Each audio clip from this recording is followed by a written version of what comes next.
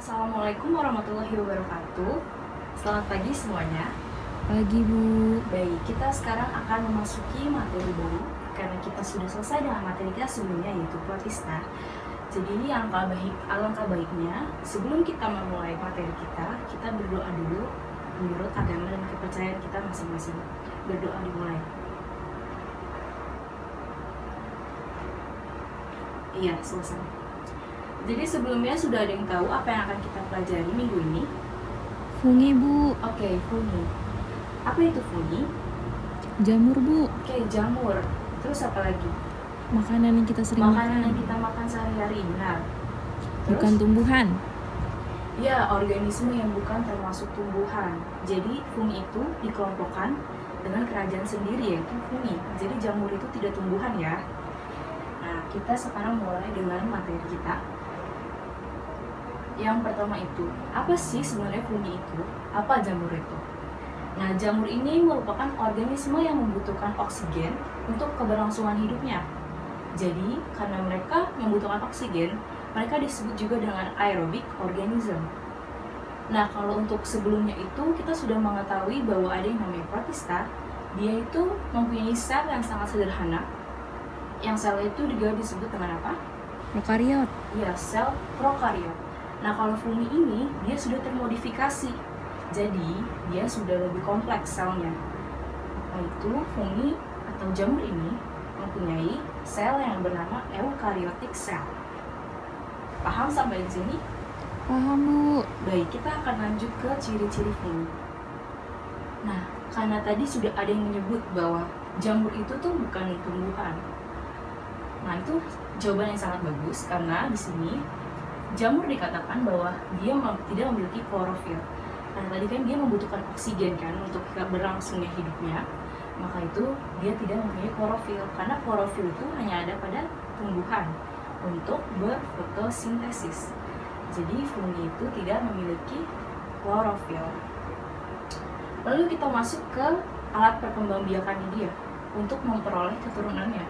Nah, alat perkembangbiaknya itu berupa spora dan juga hifa.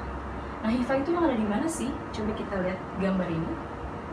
Nah, hifa itu yang ada pada bawah bagian jamur ini. Dia tertimbun di dalam tanah. Nah, di dalam hifa itu ada yang namanya kumpulan hifa. Yang kalian bisa lihat di sini seperti benang-benang kusut. Itu disebut juga dengan miselium. Oke, paham? Paham Bu. Nah, kalau begitu bagaimana sih jamur itu makannya? Dari organisme yang telah mati Bu. Iya, jamur itu menyerap nutrisi dari organisme yang telah mati. Berarti dia memakan bangkai organisme yang telah mati untuk menyerap nutrisinya. Nah, karena sebelumnya itu kalian sudah membaca ya, karena minggu lalu Ibu sudah meminta kalian untuk membaca terlebih dahulu, kalian tuh mungkin sudah mengetahui pengelompokan jamur. Coba kita mulai dengan pengelompokan jamur yang kita sering temui pada kehidupan sehari-hari, yang sering kalian makan. Jamur apa saja? Ada jamur tiram Bu. Ya, jamur tiram. Lalu Merang. jamur merang. Nah, benar sekali. Nah, jamur merang dan jamur tiram itu masuk ke dalam kelompok apa? Basidiomycota. Basidiomycota. Nah, Basidiomycota ini dia itu merupakan pengelompokan jamur yang paling sering kita jumpai pada kehidupan sehari-hari. Nah, contohnya itu di sini ada yang namanya jamur tiram. Nih, lalu mereka bereproduksi secara aseksual dan juga seksual. Nah, pada reproduksi aseksualnya ini dia menghasilkan spora. Yang tadi kita sudah bahas bahwa fungi itu bereproduksi melalui spora dan juga hifa. Lalu pada reproduksi seksualnya menghasilkan spora. Maksud saya, menghasilkan spora yang dinamakan basidiospora. Nah, ini kan yang jamur yang sering kita temui di kehidupan kita sehari-hari lalu kita bisa makan. Nah, jamur itu juga ada yang merugikan kan? Tidak semua jamur itu menguntungkan. Iya Bu, ada yang Nah, maka merugikan. dari itu kita sering gak sih melihat sesuatu makanan yang telah basi atau makanan itu tuh udah kadaluarsa. Pasti kalian kayak menemukan noda-noda hitam yang ada di makanan tersebut. Nah, bisa saja itu merupakan jamur yang telah tumbuh di dalam makanan tersebut karena makanan tersebut sudah jatuh pada tanggal yang sudah tidak tepat. Jadi makanan tersebut sudah kadaluarsa. Nah, pengelompokan jamur ini salah satunya ada pada Zygomicota, yaitu jamur Rhizopus stolonifer. Nah ini nih yang sering kalian temuin kalau kalian memakan roti yang sudah basi, ada bintik-bintik hitam di sini. Nah ini merupakan jamur. Kalau tadi kita sudah membahas tentang jamur yang menguntungkan dan juga jamur yang merugikan. Lalu ada jamur apa lagi sih sebenarnya?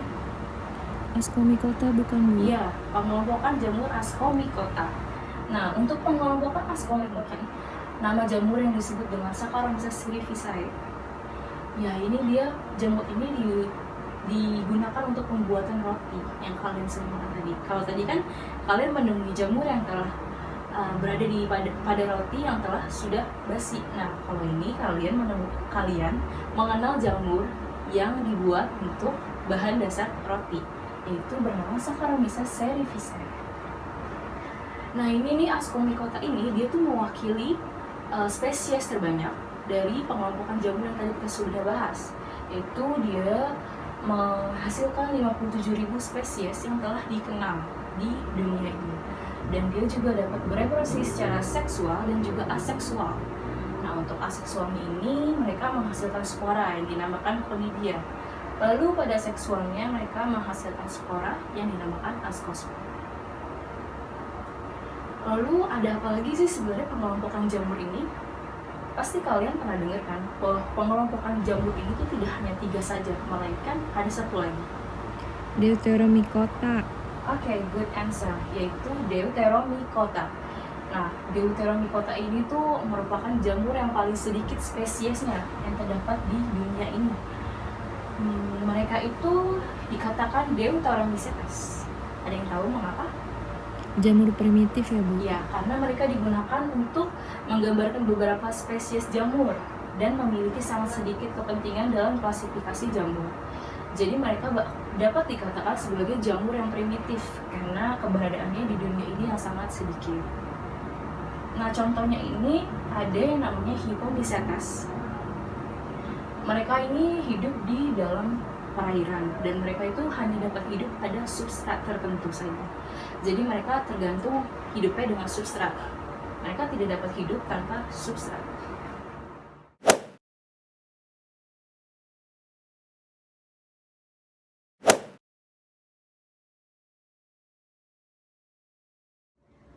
Baik, karena tadi kita sudah berdiskusi dan saya anggap kalian sudah mulai paham tentang jamur, maka dari itu kita di sini akan membentuk 5 kelompok untuk mengerjakan LKPD yang telah Ibu buat.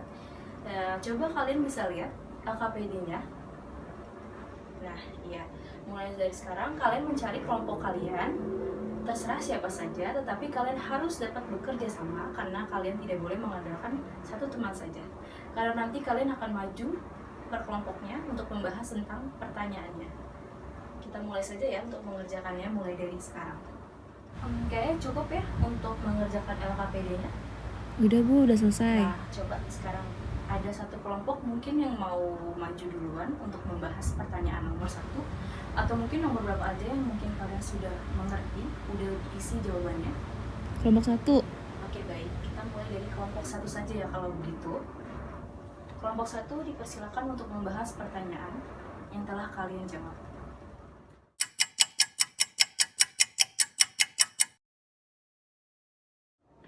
Oke, baik. Terima kasih untuk kelompok 1 yang telah mempresentasikan hasil jawabannya. Ya, tadi kita sudah membahas tentang ciri-ciri jamur. Nah, di sini pertanyaannya, coba kita lihat LKPD-nya. Apa yang kamu ketahui tentang fungi? Jawablah secara rinci dari mulai ciri-ciri, pengelompokan, reproduksi, hingga fungi memperoleh nutrisi.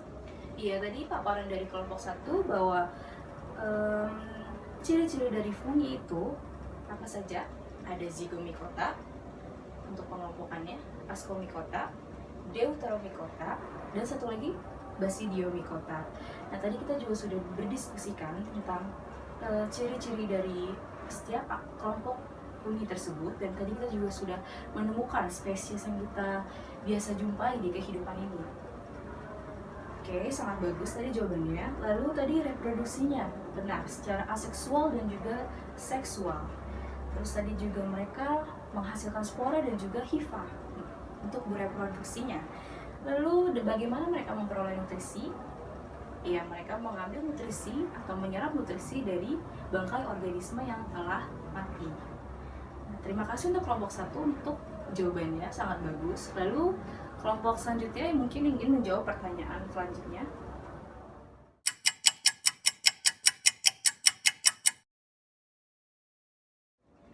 Baik, karena tadi kelompok 2 menjawab pertanyaan dari nomor 3, maka kita akan membahas pertanyaan nomor 3, yaitu jelaskan mengapa beberapa spesies Deuteromycota dikatakan sebagai jamur yang sangat sedikit kepentingannya dalam klasifikasi jamur. Iya, tadi karena dia itu disebut juga dengan jamur primitif, karena dia keberadaannya di dunia ini sangat sedikit, jadi mereka disebut juga dengan Deuteromycetes. Nah, kalau tadi kelompok 2 sudah membahas tentang pertanyaan dari nomor 3. Nah, kelompok sebelumnya mungkin ada yang ingin menambahkan atau kelompok lain yang belum menjawab ingin menambahkan? Belum ada, Bu. Baik, kalau belum kita lanjut saja ya ke pertanyaan selanjutnya. Ada kelompok yang ingin maju? Kelompok 3, Bu. Oke, silakan kelompok 3 untuk maju. Nah, kelompok 3 akan membahas pertanyaan dari nomor 5. Di sini ada sebutkan peran positif dan negatif dari masing-masing spesies jamur. Baik, dipersilakan untuk kelompok 3 menjawab pertanyaannya dan jelaskan kepada teman-temannya bagaimana peran jamurnya.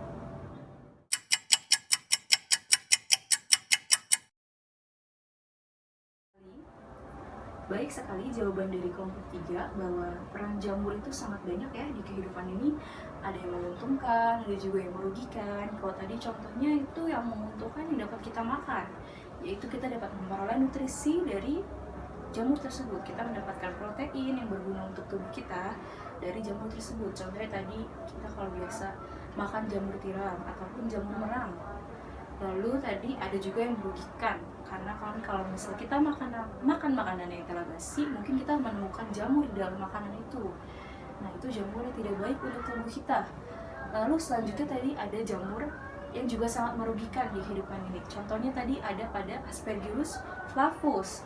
Tadi yang telah dijelaskan oleh kelompok sebelumnya, bahwa Aspergillus flavus itu jamur sangat merugikan, bahwa jika kita mengkonsumsi jamur tersebut, kita tidak dapat menghasilkan keturunan untuk manusia. Maka dari itu jamur tersebut sangat berbahaya. Terus lalu tadi ada juga jamur yang berguna untuk pembuatan tempe contohnya, atau mungkin tadi pembuatan roti yang kita kenal dengan Saccharomyces cerevisiae.